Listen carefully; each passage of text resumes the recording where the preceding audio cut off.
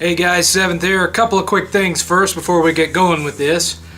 I'm about 12 subs away as of right now from hitting 10,000 subs. When that happens, it's my understanding that it's customary to do a video celebrating that milestone.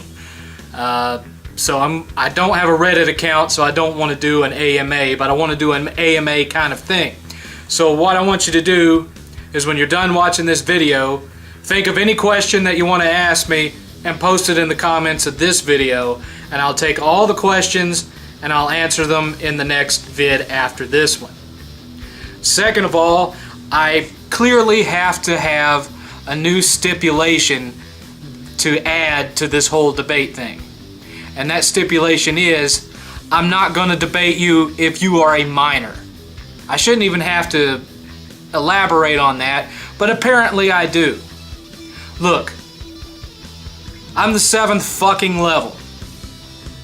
You are a teenager. I'm not spending the night in jail because your parents get upset that I called their precious little snowflake a donkey raping shit eater, okay? It ain't gonna happen. Our first victim is a gentleman named D. Coons Cartoons. His channel page link is in the description. He had a number of questions for me. But first, before I get into the questions, let me bring up a couple of points. One, nobody in this community likes a fucking no-facer. Get your fucking ass in front of a camera. Don't send me videos of a picture of some fucked up cartoon and you talking into a microphone. That's boring ass shit. We want to see your face. We want to see the conviction and the emotion in your face. We want to see the fucking anger in your face. We can't do that if you're a fucking no-face with a microphone, okay? Now, I understand that if you do a face cam, you may accidentally reveal via your background what's behind you that you still live in mommy and daddy's house. Well, that's okay. I've got a solution for you. Just tack up some black garbage bags behind you so you can't see the background. Trust me, this has worked for other people in this community before. Secondly, I asked for a debate, not for top 20 questions. All you did was, 7th, I would like to know what you think about this. That's not debate. You giving your views and then wanting me to counter them or trying to counter things I've already said is a debate.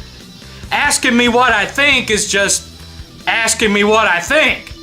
Not unless you want to do a response video to the video I'm making now. Which, judging by your subs and views, you probably want to do that. But anyway, first question. He wants to know what I think of the value prospects of PlayStation Now. Not a fucking lot. Why? I'll tell you why. Because what does PlayStation Now have right now? PlayStation 3 games. In case you hadn't noticed, I got over 200 of them on my shelf, son. I'm not going to be paying to rent shit that I already own. And most of what's available on PlayStation Now, I already have sitting on my shelf. Now, once they add PlayStation 1 games, PlayStation 2 games, imports of PlayStation 1 and 2 games, then it'll be a different prospect, because I have a lot of those too, but not as much as what I got for PlayStation 3. So there's liable to be stuff on there that I never experienced when those systems were out, and I would be interested in trying those. However, that's not the only thing that I'm considering here. I'm sure what you really meant by that when asking me about PlayStation Now's value was, well, 7th, don't you think that the 4-hour rental is a rip-off? Or what about that 90-day rental? Isn't it all just... Yes! The 4-hour rental is bullshit.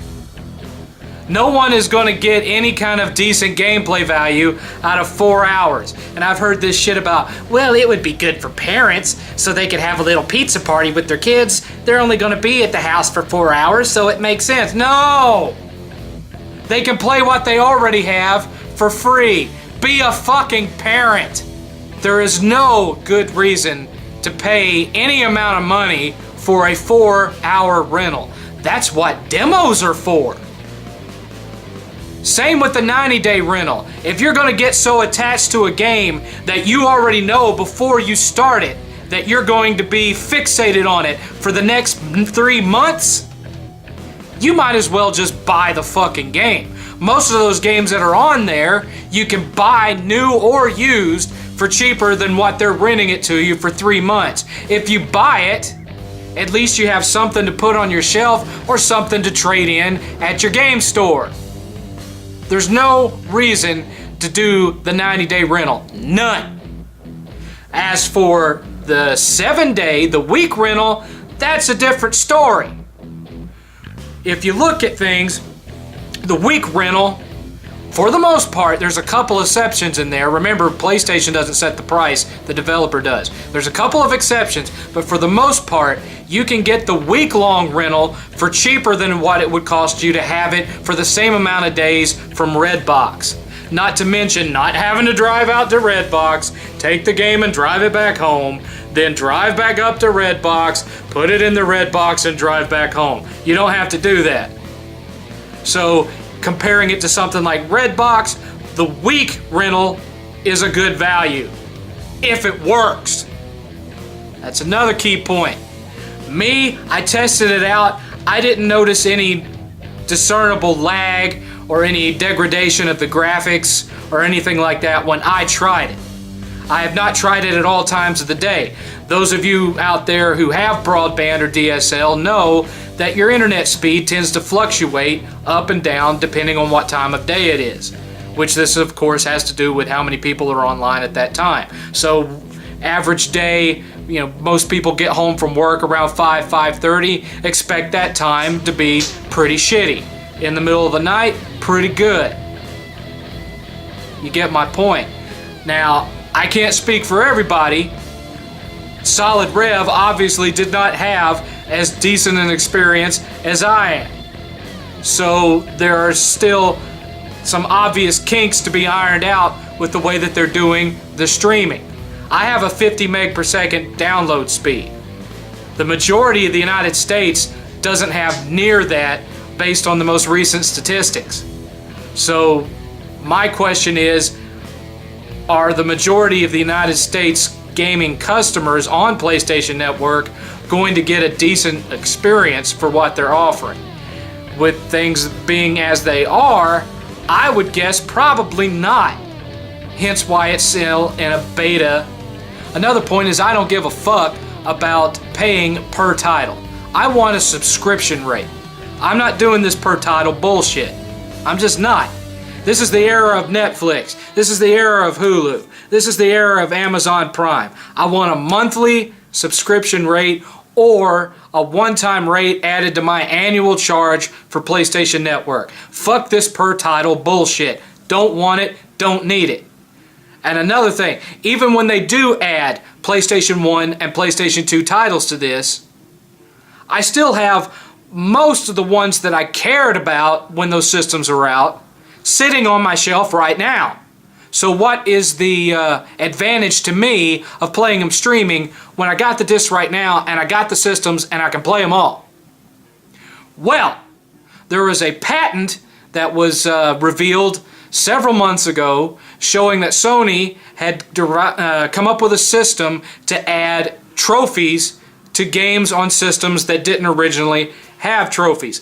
And when I saw that, I assumed that when PlayStation 1 and PlayStation 2 games hit that system, they're going to add trophies to these games to encourage people to come back and play this stuff. Then I'd be more interested in it. That would give me a motivation to go back and play through those games that I've already beaten all over again to add them to my trophy score. Until all of that happens, until they add PS1, add PS2, add PS1 and PS2 imports, add trophies to those games, and add a flat subscription rate, I couldn't give a rat's ass about PlayStation Now. I'm about physical media. I am a supporter and an endorser of physical media. I'm going to fight getting into the digital distribution game for as long as I possibly can, short of little downloadable PSN games. Next question! EA Access. See what I just said about PlayStation Now. Next question! No, I'm just kidding. I'm just kidding. EA Access. It's a ripoff. It's a total ripoff. Why? Because all those games that you get for free, they're all old shit, and a lot of it is sports titles. Now, what's the cheapest fucking thing you can buy when you walk into a GameStop? Last year's sports game. They are giving you for free the garbage that nobody else will buy anymore. That's what you're getting for free. And then, you're getting 10% off on a new game, and you get it a few days before it comes out.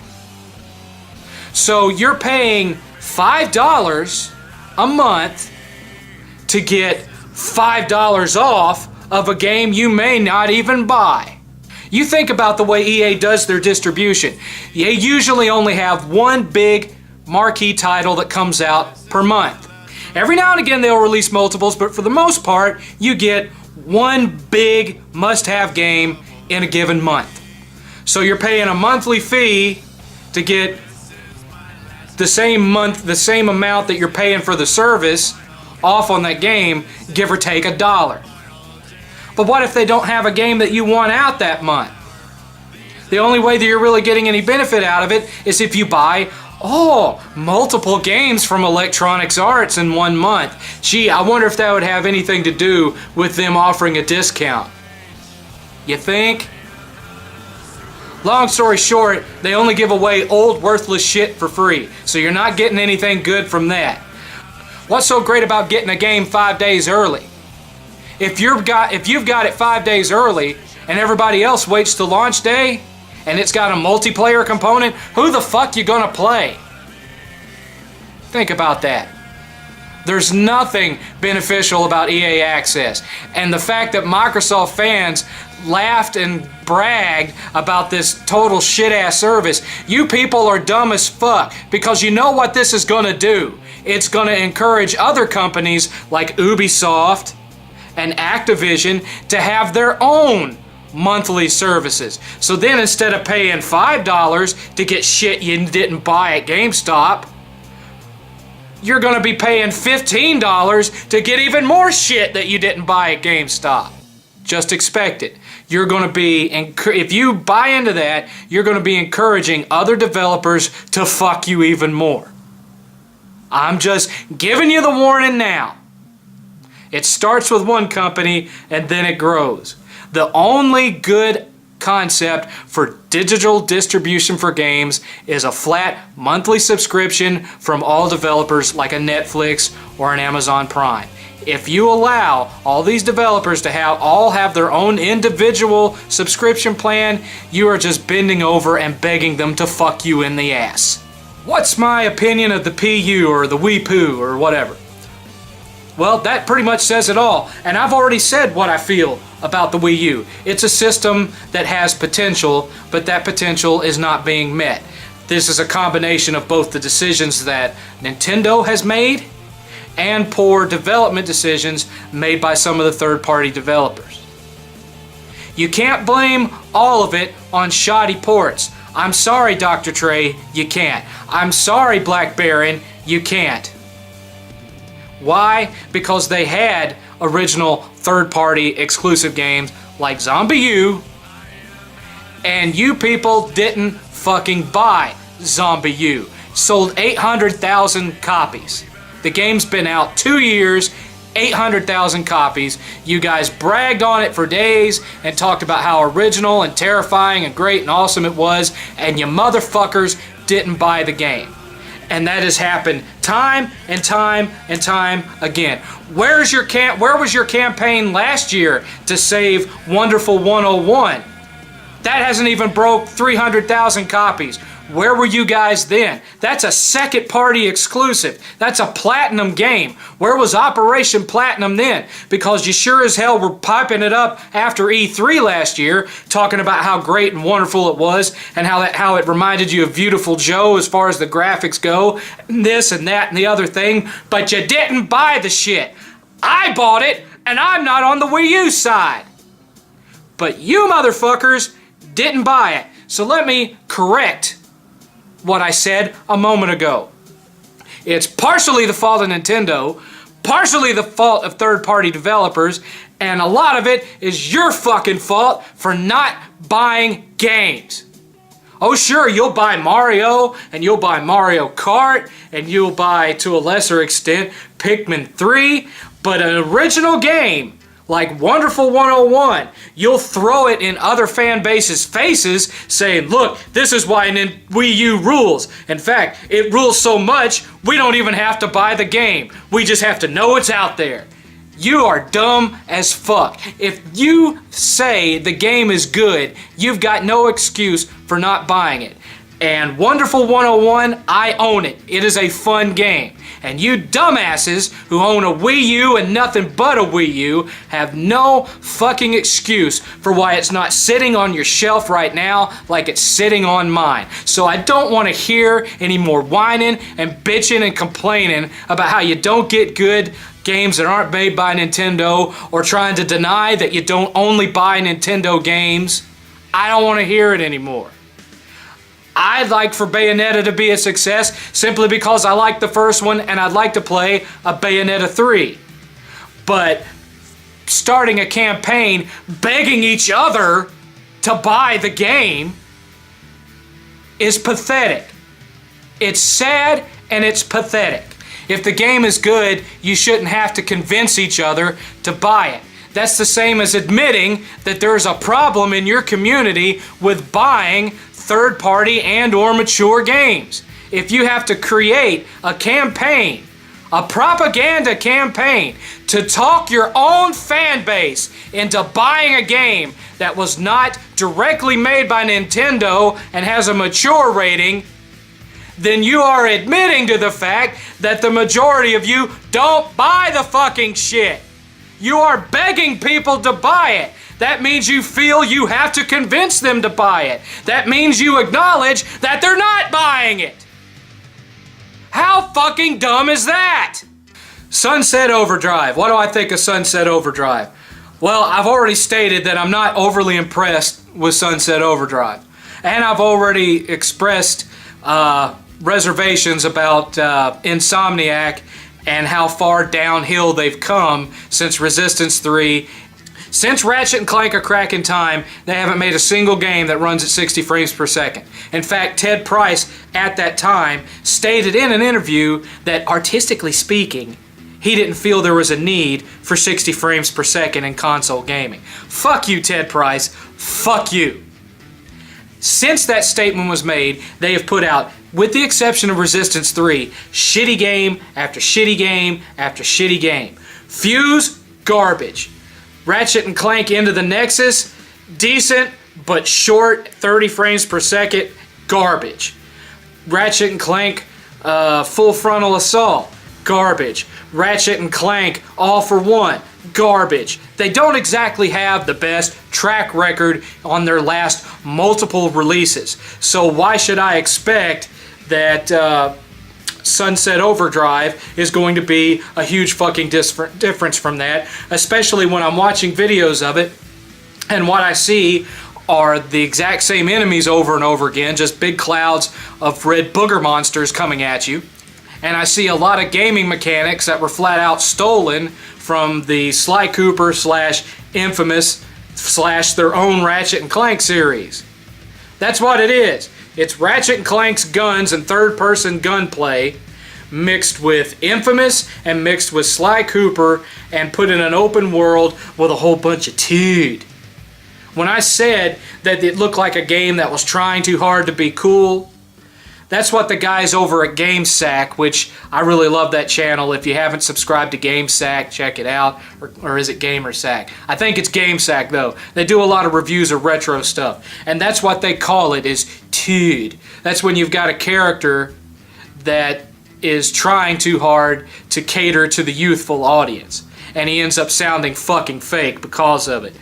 That's what I was referring to. All the footage that they've shown and the way the character acts and all this stuff, and I know you can make your own, but the way that they have depicted the character acting and talking and this and that and the other, it's really heavy on the dude, and I don't really care for that kind of shit. It comes across to me as disingenuous. That's why I loved Infamous Second Son, not so much the character of Delson Rowe. I'd rather have Cole McGrath back. Just being honest.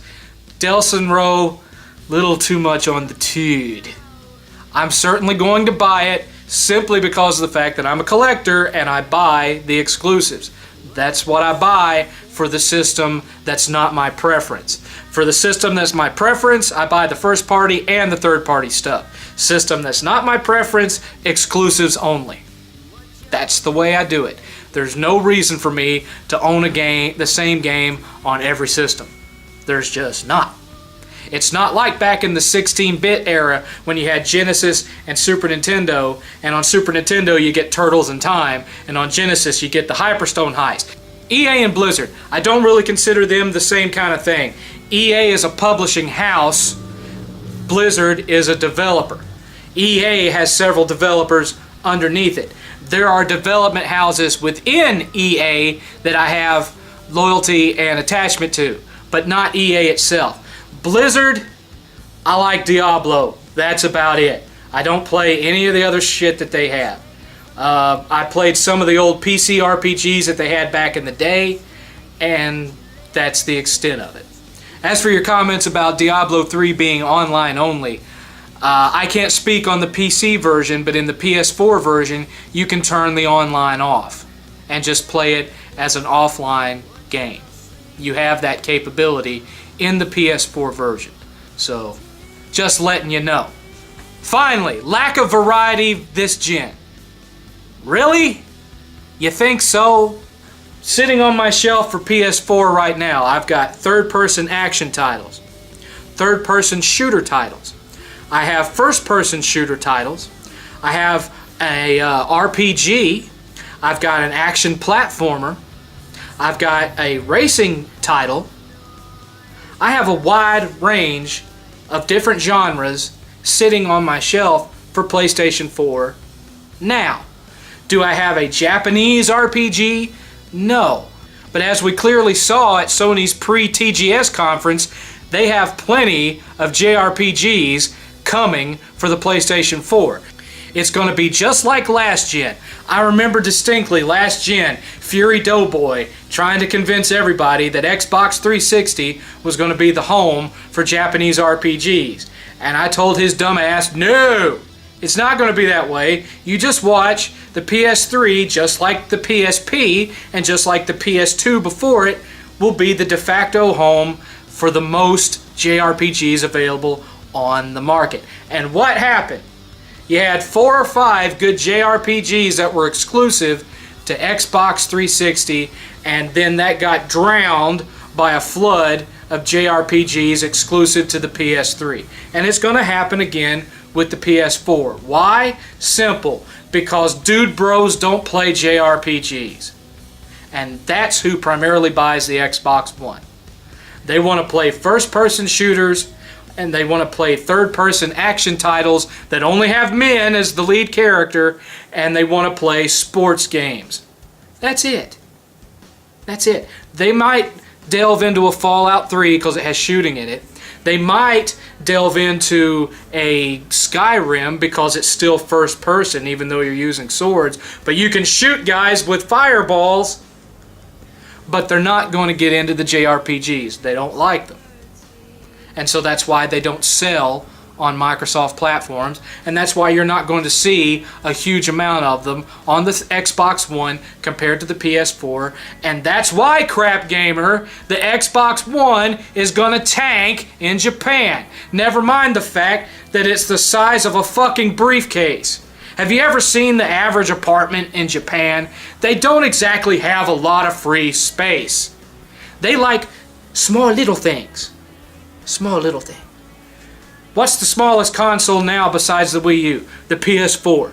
It's going to slide into their shelf easier to match with all their wonderful feng shui shit, and so they're not going to buy something that's the size of a fucking briefcase. They're not going to do it. They don't want something to replace their Sony Betamax VCR. They're going to buy something small that's more aesthetically pleasing, and that's the PS4. Plus, it's going to have all those Japanese games that your system is not going to have. So I would not expect some unforeseen sales renaissance for the Xbox One in Japan. It's not going to happen. China might be a different story. But then again, a week before the Xbox One comes out in China, you'll see 3,000 Xbox One clones that play 16-bit Nintendo games on emulation, and they'll rush out and buy that because it's half the price. So who knows whether it'll sell well over there or not.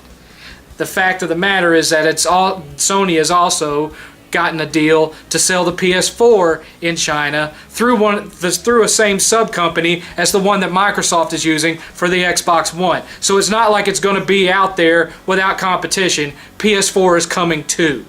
But getting back to diversity, PlayStation has always had a more diverse library than the other consoles. It has from day one. The PlayStation 1 had a way more diverse library than the N64 or the Saturn. The PlayStation 2 had a more diverse library than the Xbox original, the GameCube, or the Dreamcast.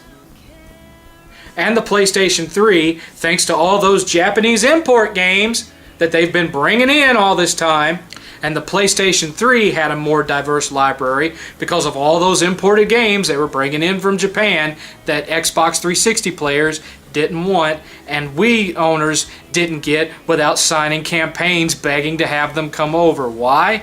Because you guys didn't buy your third-party exclusives on the Wii either, you dumb fucks! And it's going to be the same with PS4. And here's the really funny part. You say, you complain about diversity, that they don't have adventure titles and they don't have JRPGs and all this stuff. But what's the one thing that you hear Xbox owners laughing and mocking about? What do they call the PlayStation 4? They call it the Indie Station.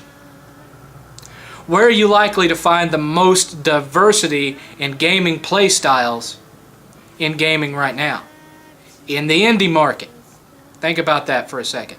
And here's the real hypocritical thing about guys like Zaire and Crap Gamer and any of the other guys out there. I don't know if Arsenal's ever said anything like this, that call it the Indie Station and say indie games suck, indie games are no good, indie games aren't real games. I'd like to remind you guys on video now instead of in comments that the first-person shooter genre was invented by an indie developer. Most innovation in gaming comes from indie companies and indie development. That's a fact. It's not an opinion, it's a fact. And it comes from indie developers on PC and then makes its way over to the consoles. And that's why you are able to play your Halo 5 and play your Destiny because way back in the early 90s, studios like id and Apogee were putting out games like Catacombs 3D and Wolfenstein 3D. And if it hadn't been for that, you wouldn't be enjoying the genre that you play more than anything else on your fucking system. And here's what's even worse. What was something heard in the console wars constantly from the Xbox 360 crowd last gen? PSN sucks. It doesn't have any good games for download. We've got Castle Crashers. We've got Shadow Complex. We have Trine. We have all these great platformers and RPGs and arcade titles that you don't have. And what were 90% of those games? Indie titles. They threw indie titles in the faces of PlayStation fans last gen to show that Xbox Live was better than PlayStation Network. Now, the tides have turned in more ways than one, and PlayStation has the most indie titles, and now they're saying, ha, all you have to play is indie titles. Indie titles suck, when they were bragging about how many of them they had last gen. And that goes for Crap Gamer, and that goes for Zaire, and all those other dumb, idiot motherfuckers. It's the straight truth. These same guys that are ragging on PlayStation for having all these diverse, inexpensive, fun titles to download that we can be playing in between big releases while you don't have shit to play between big releases. You were bragging about having them when we didn't have them. So you can just shut the fuck up about indie games. because the Xbox One is the Xbox None. And that's it for D. Coon's questions. I'm done. I'm gonna play some games and watch some TV and then go to bed. Stick a fork in me. Later on, I'm gonna be showing off my new furniture. You can kind of see one of them behind my shoulder there. I've got rid of all the old furniture and I bought 4 leather recliners. These recliners are gaming recliners. They have built-in light-up cup holders. The armrests come up and they got USB plug-ins and power plug-ins for all your charging your controllers and using your laptop. Fully reclining, powered reclining, and then I got a plain 4th leather recliner for when company comes over. I'm finally getting my game room, my man cave, the way that I want it. And I'm gonna be showing you guys that process as I do it. Also, don't forget, I'm probably going to be hitting 10,000 subs anytime now, so the next video is going to be celebrating that and answering any questions you guys have for me. So post them in the comments now. Y'all have a good day. This is 7.